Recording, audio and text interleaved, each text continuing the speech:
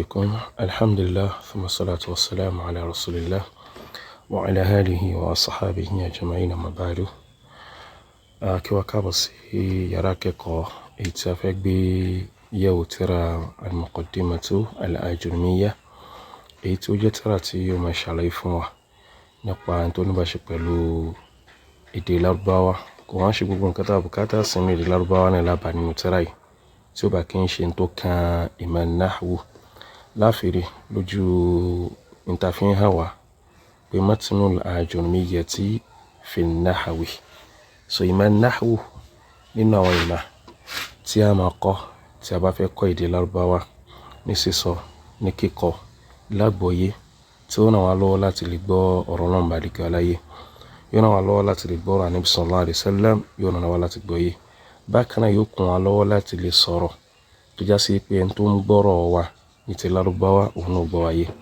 àdídí máa jẹ́gi gẹ́gẹ́ bí a ṣe máa ń sọ nígbà tá wà ní ilé kéwú ibi tá ti lọ ó náà ní pé tírà yìí ara máa ṣe ní àlàyé ní ṣókí níbàámu àwọn àkókò èyí tí a là kalẹ̀ láti máa fi ṣe a bẹ̀rẹ̀ láti ibi tí a ti rí tí wọ́n ní qala al-musannifu rahimahullahu qala gbólóhùn qala òun náà túmọ̀ sí ó sọ ọ̀pọ̀lọpọ̀ náà láti mọ eléyìí abanu Qur'an lọ́pọ̀lọpọ̀ so qala abanu hadith Ànábì sallallahu alaihi wasallam lọ́pọ̀lọpọ̀ ìtumọ̀ qala ni ó sọ kíyàn sọ̀rọ̀ ta ló sọ̀rọ̀ al-musannifu kí la pé o al-musannifu ni ẹni tó bá kọ nǹkan lẹ̀ eléyìí tí ń ṣe tírà àbí ìwé kò bá jẹ́ ibo ló fi kọ kò bá jẹ́ Lárúbáwá al-musannifu la máa pé ẹni tó sannafa látara gbólóhùn sannafa ó kọ ẹni tó kọ tírà rahimahullah kọlọ̀ kó bá wa kẹ́ rahimahullah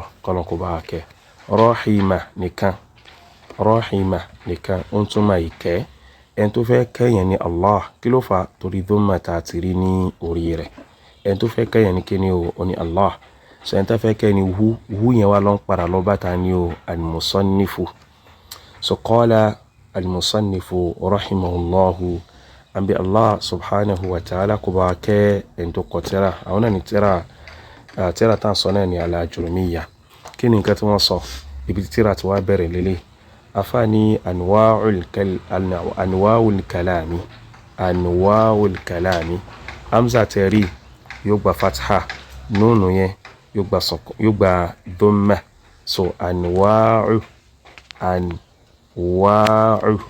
yóò ṣe rí nìyẹn so anwa'ul kalami anwa'u ni ìran nǹkan types category nǹkan tí nǹkan bá pọ̀ àwa fẹ́ ṣe kíni o àwa fẹ́ kójọ sójú kan àbí a fẹ́ pín sọ́nà mẹ́ta so eléyìí ni nǹkan tí anwa'u túmọ̀ sí ó jẹ́ plural word fún naw'un kí la pé naw'un ló jẹ́ plural word fún so naw'un ni kíni o òun ni category kan type kan so anwa'u ni kíni o àwọn types bàtà fasọlé tán wọ́n ní anwa'ul kalam kí wá ní túmọ̀ kalam òun náà ni sentence ọ̀rọ̀ sísọ nínú èdè Ìgbò ní tá lè fi gbogbo eléyìí tá lè tú sí náà ni kíni o part of speech kẹ́bà ṣe máa ń kọ́ wa ṣùgbọ́n àfà kó tó di pé wọ́n mọ̀ kọ́ wa ní parts àwọn tó jẹ́ àwọn ọ̀rọ̀ tó ń bẹ́nu sentence wa wọ́n kọ́ fẹ́ gbé láti fi sentence gangan fúnra rẹ̀ tàbá nípa fẹ́ sọ̀rọ̀ kalẹ̀ wọ́n ní kíni definition rẹ̀ nínú ìmọ̀ nahwu òun náà nìkan tí a fẹ́ kún kálukú wa kí a ha òun náà ní eléyìí ká gbìyànjú ká ha kò wá ṣe ìhà ẹnìkan ló pàtàkì bí ó bá ṣe kíni o ká gbọ́yé àfà ní al-kalam níta mọ̀ sí kalam òun náà ni huwa ó jẹ́ nǹkan tó ṣe yí pé láfúdù ni gbólóhùn ẹnu ni gbólóhùn ẹnu ni ẹ máa dé in tí yàn sọ wọ́ọ̀dù ni al-murakkabu èyí tí ò kí ń ṣe ẹyọkan kò kí ń ṣe gbólóhùn kan kò kí ń ṣe ọ̀rọ̀ kan al-láfúdù ni ọ̀rọ̀ ni al-murakkabu kò wá kí ń ṣe ẹyọkan bíi méjì bíi mẹ́ta al-mufid ó wá ṣàǹfààní yẹn ni pé kí ni ó ní ìtumọ̀ ó ṣe kí ni ó ní ìtumọ̀ ẹ̀lẹ́bìtú bẹ́ẹ̀ ṣùgbọ́n al-mufid ń túmọ̀ ní tó wà beneficial so ní tá àgbàlẹ́ òní gbé kí ni ọ̀rọ̀ náà wà meaningful bil-wadi'i pẹ̀lú àgbékalẹ̀ ṣe rí àgbékalẹ̀ yìí ìtumọ̀ méjì ni àwọn àfáà ní lórí rẹ̀ ìtumọ̀ méjì òun làwọn àfáà fún lé lórí ṣùgbọ́n ká tó lọ síbi ìtumọ̀ méjì yẹn ẹ ká tún ọ̀rọ̀ yẹn gbé padà àfáà ní tó ń jẹ́ al-kalam òun náà ní láfúdù ọ̀rọ̀ tá a gbé jáde lẹ́nu ìta sọ jáde lẹ́nu. Al-murakkabu èyí tí ò kì í ṣe gbólóhùn ẹyọ kan ló bẹ̀rẹ̀ látòrí méjì lọ sókè. Al-mufid ó ní ìtumọ̀ bil-wad'i pẹ̀lú àgbékalẹ̀. Àgbékalẹ̀ yẹn la sọ fún wa pé ó ní ìtumọ̀ méjì. Pẹ̀lú nǹkan tá a ṣe nísìn náà ni pé kí ni o ká wo definition ká ṣiṣẹ́ lórí rẹ̀ ká tó máa tẹ̀síwájú. Ẹ ká ara wá síbí. Àáfàá ní pé in tó ń jẹ́ kalam gẹ́gẹ́ bí tí mo fẹ́ kọ kalẹ̀ yìí kí n sọ yìí pé jaa àbí kí n sọ pé kí ni o ẹ ká lo qala al-musannifu. Ẹ ká lo kí ni o qala al-musannifu ká kan ara lò as a sentence kan ni. Ṣé rí eléyìí nísìnyí mo fẹ́ ká mọ̀ pé in tí wọ́n sọ fún wa nínú definition nísìn in tá a bá ṣe kí ni o tá a fà fún wa níbi definition yìí tán fún wa tán. Definition kalam tẹ́ ṣe wo kí ni nísìn kalam ni ó jẹ́. A fẹ́ wò pé ṣé àwọn nǹkan tí wọ́n sọ níbi bí tó jẹ́ mẹ́rin yìí ṣó pé sára nǹkan yìí. Àkọ́kọ́ ni pé kí ni o àti rí láfùdù ń bẹ.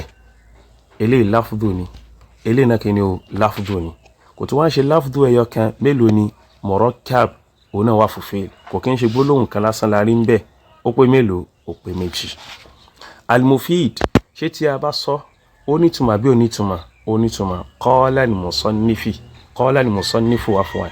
Ẹni tó ṣe kí ni ẹni tó kọ tírà sọ. Ó ní ìtumọ̀ àbí ó ní ìtumọ̀? Ó ní ìtumọ̀. Bil-wad'i al-wad'i ló wá kú bí tí a fẹ́ tì sí níbi ìtumọ̀. A sọ pé ìtumọ̀ méjì ni. Àwọn kan sọ pé ìtumọ̀ al-wad'i òun náà ni wípé kó bá bí Lárúbáwá ṣe máa ń sọ̀rọ̀ ní àwọn òfin tá gbé kalẹ̀ kó bá lọ. Qala yìí tí n bá gbé kúrò níbí tí n bá gbé wá sí musannifu àpò ti yàtọ̀ síra wọn. Ẹ wo qala al-musannif mo wá fẹ́ sọ pé kí ni mo wá ní al-musannifu mo ní al-musannifu qala. Ṣé rí ní sẹ́yìn pé mo ti mú musannifu wá before qala. In tó ṣẹlẹ̀ ń bíbí ọ̀rọ̀ yìí nìsín lódidi lọ́dọ̀ àwọn Lárúbáwá ó ti ní tó ṣẹlẹ̀ ń bẹ. In tó ṣẹlẹ̀ ń bíbí náà ọ̀tọ̀ ni.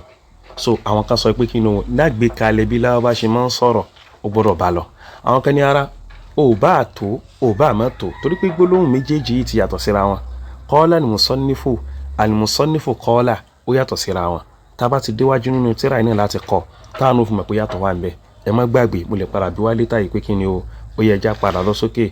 Qala al-musannifu qala. Méjèèjì lè ní ìtumọ̀ kan náà tá bá fẹ́ tú sédè wa ṣùgbọ́n nínú èdè Lárúbáwá láwọn òfin tá kọ wa ó yàtọ̀ síra wọn. Àwọn kan ní ìtumọ̀ ẹlẹ́ẹ̀kejì torí àsìkò òun náà ni pé kí ni o kó bá làákàyè wa lọ. Ẹni tó ń bá sọ̀rọ̀ kó ṣàtìgbọ́ yé. O bá tó musannifu síwájú kó wá fi qala tẹ̀lé. O bá fi qala síwájú kó wá fi musannifu tẹ̀lé. Àwọn kan ní pé kí ni ó ṣàtìlọ pẹ̀lú kí ni o làákàyè. Ṣé gẹ́tẹ̀ báwọn? Tó yẹ kí tẹ́lẹ̀ mi bá sọ èdè kan tó sọ àwọn ọ̀rọ̀ kan nínú àwọn èdè kan tá a máa ń sọ bóyá English ni o àbí Yorùbá ni o sabkul lisan wá ṣẹlẹ̀ sí. Kí ló ń pè ní sabkul lisan? Òun náà ni pé kí ni o kí àwọn èèyàn kó yẹ in tí èèyàn fẹ́ sọ kó yàtọ̀ sí kí ni o in tó jáde lẹ́nu. Mo gbà lérò láti sọ pé kí ni mo fẹ́ jẹun. Mo á ní kí ni o ẹ̀wọ̀n kí ni tí mo fẹ́ sọ ni pé mo fẹ́ jẹun. Mo á ní jẹun mo fẹ́. Ẹni bá ní irọ́ ọ̀rọ̀ wo ló ń sọ yìí sóò mọ̀ọ́rọ́ sọ ní ògbédè ni. Mo á ní ẹ ṣáà ti mọ nǹkan tí mo mean. Àwọn kan sọ pé ìtumọ̀ al-wad'i bíbí ni pé kí ni o intent tó bá ń sọ̀rọ̀ bá gbà lérò láwò ní wo pé ṣó tó bó ṣe kó tó. Ṣùgbọ́n lọ́dọ̀ tàwa tá fẹ́ bẹ̀rẹ̀ sí ní kẹ́kọ̀ọ́ a gbọ́dọ̀ tó bó ṣe ká tó. Adúró bàbí àwọn ilahi ta'ala. Assalamu alaikum wa rahmatullahi wa barakatuh.